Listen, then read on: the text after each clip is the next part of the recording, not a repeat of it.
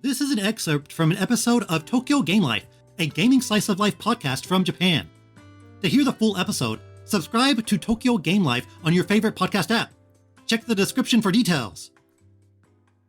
Well, it's June, and that means we're getting into the E3 season. Although there's technically not an E3 this year, but, it's time to announce some big video games. There's no real analogous E3 event for Japan in the summer, so a lot of Japanese gamers have fixed their eyes on the West to get the latest news about huge Japanese franchises.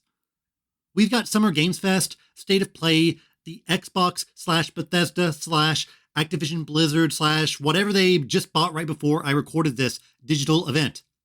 And of course, we've got the Nintendo Direct. I'm recording this a bit early, but I have to assume that they have already announced or shown a June 2022 Nintendo Direct by the next episode, so I want to get in my predictions now. My goal is to get at least one thing correct. If I can do that, hey, I've gone above and beyond. Let's look at the Nintendo calendar for the rest of the year. Mario Strikers Battle League comes out in a few days, and that might have some light presence at E3. Maybe they'll announce the first DLC character. A lot of people want Daisy, but I want Pauline over her. Nothing against Daisy, but Pauline needs to be shoved into every Mario game from here on out. Both will probably pop up before the year is done, so don't worry. The developer is Next Level Games, who worked on the Luigi's Mansion series, so maybe they might add some of those characters into the game. Luigi would be a lot of fun. He could have completely different abilities from the rest of the cast. And maybe even King Boo, the one with the jewel crown, the real King Boo. Professor Egad with the Poltergust could also open up some creative opportunities. Not sure if you can bring a weapon onto the field, but I'm sure they'll bend the rules for him. June also has Fire Emblem Warriors 3 Hopes, which will undoubtedly get a new trailer. Fire Emblem 3 Houses was my game of the year in 2019, but nothing can make me care about a Musou. Not Fire Emblem, not Zelda, not Pokemon, nothing. I do think this won't be the only Fire Emblem game this year, though. I fully believe Intelligent Systems has a completely new Fire Emblem title ready to go for 2022. Intelligent Systems has released at least one game per year on Nintendo hardware since 1998, and this year won't be any different. We've had Fire Emblem, Paper Mario, WarioWare. It's time to loop back around to Fire Emblem. Many have speculated on a remake of the fourth FE game, which never came out in the West, but I think enough time has passed for a new game.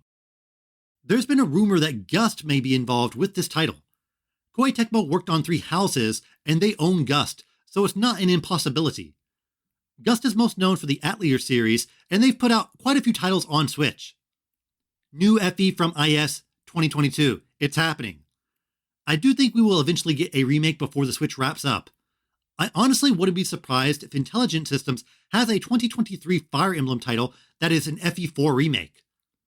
Like they did with Echoes, it would be a game to release in the twilight years of the system using existing assets. I can see an October release date. It gives the game some time to breathe before the big holiday releases and enough of a gap after Splatoon. July has Live Alive and Xenoblade 3. Not sure what else you can really say about Live Alive. Nintendo has been publishing videos showcasing the setting and gameplay fairly frequently, so it's not like it's lacking promotion. Xenoblade 3 has similarly been getting a big advertising push, with new videos hitting every week. I can see a bit of a showcase on Xenoblade 3, including a new trailer. I feel like Nintendo is focusing more on Xenoblade hardcores than newcomers for this third game. They haven't really promoted the idea that Xenoblade 3 is a good starting point, but like the second game, I doubt you need to know the entire picture in order to enjoy the game. September is Splatoon 3, which will undoubtedly be one of the biggest Switch games this year, especially in Japan.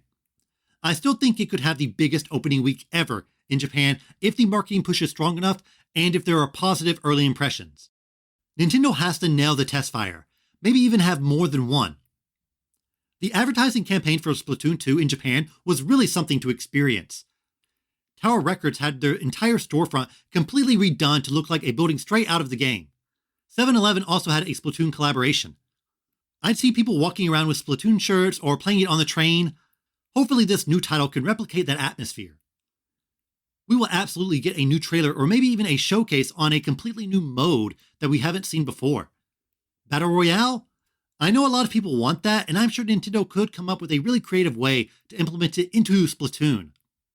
I will say that I don't think that we will get new idols here. I think they're going to be revealed closer to launch. Believe it or not, they didn't show Pearl or Marina until 2 weeks before Splatoon 2 came out. It's pretty crazy to hide such prominent characters until just a few days before launch, but Nintendo has done it before.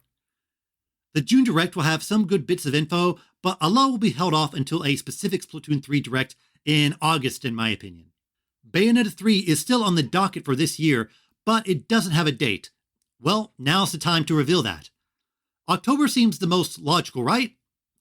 Maybe you could do Fire Emblem in early October and Bayonetta closer to Halloween. That gives both games a bit of a running start before Pokemon.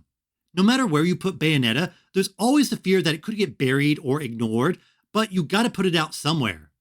Now, there's 2 games that are in quasi-limbo. Mario & Rabbids Sparks of Hope was announced at last year's E3, but we've heard nothing from it since then.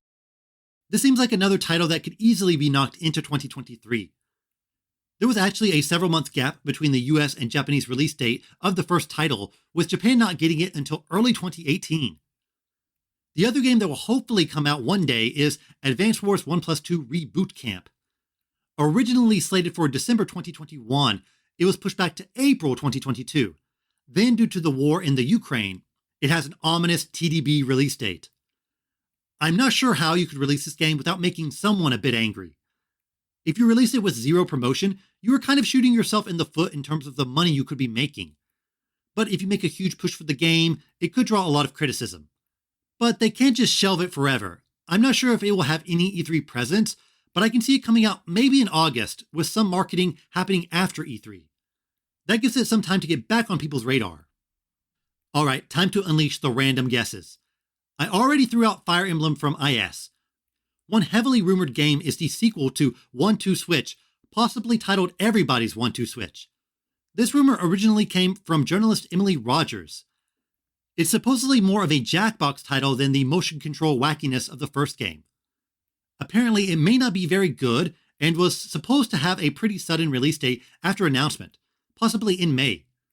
But May is over and we still haven't heard anything from it. EPD 4 just put out Nintendo Switch Sports, so it's kinda hard to imagine them releasing 2 games in the same year. However, an Ask the Developer article recently revealed that Switch Sports had a years-long development cycle, so the team, which put out 1-2 Switch before Switch Sports, has obviously been working on other projects in conjunction with Nintendo Switch Sports. As for a release date, maybe a Shadow Drop. It's a title that could benefit more from word of mouth than reviews, so just say, hey, Nintendo Jackbox is out now, and I'm sure you could grab more than a few people. Conversely, throwing it out in December near Christmas could also be beneficial as casual titles have found success there. And don't count out other casual titles. Tomodachi Life sold nearly 7 million copies on the 3DS, and given the success of Animal Crossing, another title in that franchise could be announced this month. Miitopia sold above expectations and introduced some incredibly detailed Mii customization, and that feature perfectly suits Tomodachi Life. And of course, Nintendogs. This was a landmark game for the DS, and the sequels on the 3DS still sold several million copies. Nintendogs and Tomodachi Life are easy 5 million plus sellers in my mind, so I don't think Nintendo will just sit on them for much longer. I wouldn't be surprised to see one of them in this month's Direct. I'm also a bit curious about Pikmin. I don't see an announcement here, but Pikmin 3 Deluxe sold very well, and the franchise got some new exposure thanks to Pikmin Bloom. Pikmin 4 has been rumored forever, and you have to think that it will eventually come true. I'm not sure if they would just straight up call it Pikmin 4 though. Now would be a great time to mix up the series. How about an open world Pikmin? Breath of the Bulborb. I have no idea how that game would work, I just wanted to say that name. Another heavily rumored game is a new Donkey Kong title from not Retro, but from one of the EPD teams. It will likely be a 2.5D title similar to the Country games and not Odyssey or 3D World. Kind of mixed feelings on this one. I'm not a big DKC fan. Tropical Freeze is legit good, but I would still put it below most 2D Mario games. I'm not quite sure why EPD would want to do a DK game unless they had a very specific idea for it. A Donkey Kong game from Nintendo would be a big release for the holiday along with Pokemon. But again, where do you put it? In November with Pokemon, that's a bit crowded. December, that makes a bit more sense. Another release could be either the Wind Waker or Twilight Princess remasters from the Wii U days. Or both. We aren't getting a Zelda this year, so maybe having something in between could help fill the gap. But I can also see these titles being thrown out near the end of the Switch's lifespan as developers start to focus on games for the Switch's successor. Is it smart to put out a Zelda remaster 6 months before a brand new game? I don't think so. And speaking of Zelda, I do think we will see Breath of the Wild 2 again. It'll finally get a name at least, but I doubt they'll do a deep dive until next year. But a name and maybe a hint at some other gameplay elements outside of the sky would be enough for me. It's a big enough announcement to close out the show, but if they do that, we will have had 3 different June Directs that ended with Breath of the Wild 2. 2019, 2021, and 2022. The game is that important, but it's still pretty crazy to think about. The first Breath of the Wild had a big showcase at E3 9 months before the release, and the same could happen this year. But I think Zelda's June Direct presence will just be a new trailer with the name, and that's enough to carry it until perhaps the September or October Direct, where we will see more of it, and likely one more Direct next year before it launches in March or April 2023. Any guesses for the name? You can't say Breath of the Sky. I forbid it. Nintendo typically has some big Nintendo Switch Online announcement in their June Directs, and this year will be no different. I'm thinking Game Boy and Game Boy Advance Online will be added to the NSO service. Maybe GB for the base and GBA for the expansion pack. We got the emulator leaks a few months ago, and it's the next big thing they could add to the service. The well is pretty dry when it comes to NES and SNES games, and you can only release one N64 game per month for so long. I'm most curious about how the Pokemon titles will be integrated into the service, or if they'll be included at all. Will Game Freak be okay with Pokemon just being one of many games on an app, along with features like save states and rewind functionality? Would they want to make the app compatible with Pokemon Home? Or maybe Game Freak wants their own classic Pokemon app that will be completely separate as part of the expansion pack. It seems ridiculous to have an NSO app only for old Pokemon games, but if any franchise can get away with it, it's Pokemon. A separate Pokemon app that doesn't have any of the rewind functionality or save state features, but with Pokemon Home integration, that might be a more appealing idea for Game Freak. A lot of people would be angry, but I think enough would consider it to be an appealing inclusion in the expansion pack. Speaking of expansion pack, I'm sure we'll get a new batch of Mario Kart 8 tracks soon. It might even be a shadow drop. Waluigi's Pinball is coming, you gotta believe. As for other DLC, they'll show off Nintendo Switch Sports Golf and maybe some other sports like basketball and dodgeball. As a side note, this is the first E3 since 2017 with no Smash. 2018 was the announcement, and every E3 since then had DLC fighter showcases. Last year's E3 opened up with Kazuya being added to Smash. Honestly, that feels like it happened so long ago. A Smashless E3? Say it ain't so. Those announcements took up a big chunk of the Direct, so I wonder if this year's will be shorter than normal. One weird thing I want to throw out is the possibility of a Kirby Game & Watch. 2020 had Mario, 2021 had Zelda, so why not have a Kirby one? The franchise has had a number of prominent 8-bit games, and this is an anniversary year. If they still have that hardware laying around, you might as well get some use out of it. Most of my predictions have been surrounding established IPs, but I would love to see Nintendo get more experimental and continue rounding out their robust IP collection. What are the biggest original IPs on the Switch? Through pure sales, it's actually Ring Fit Adventure. A great game, but it's not a title you can pump out every few years, along with spin-offs.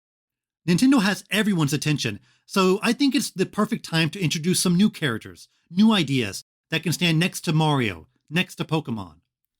I've mostly been focusing on Nintendo announcements, but there are probably plenty of third-party games that will fill the show. Is there some PS3 360 title that has yet to hit the hardware? Fallout 3? Throw that on Switch. 3D Dot Game Heroes? That game was actually published by From Software in Japan, and the developer Silicon Studio is still around. Put that Elden Ring money to good use. Third-party games are always really tough to guess. Last year's E3 had Worms Rumble and Astria Ascending in the showcase. Not exactly titles that shook us to the core. Demon Slayer comes out in early June, so maybe that might get a trailer reminding us that, hey, that game's out. Square will probably have a showcase in June or piggyback on Sony's event, but we might see something from the publisher here. Final Fantasy Tactics Remaster has been in the Nvidia leak, and I'd love to see that. FFT is a day one purchase as long as they don't horribly botch it. 2022 is pretty weird in general since we knew so much about Nintendo's lineup before this year even started. It's pretty packed and it's hard to imagine they'll wedge even more into the year, but Nintendo likely has a handful of big surprises for this year's June Direct. By the time the next episode comes out, we will have likely seen the June Direct, so I'll give my rundown on all the goodies then.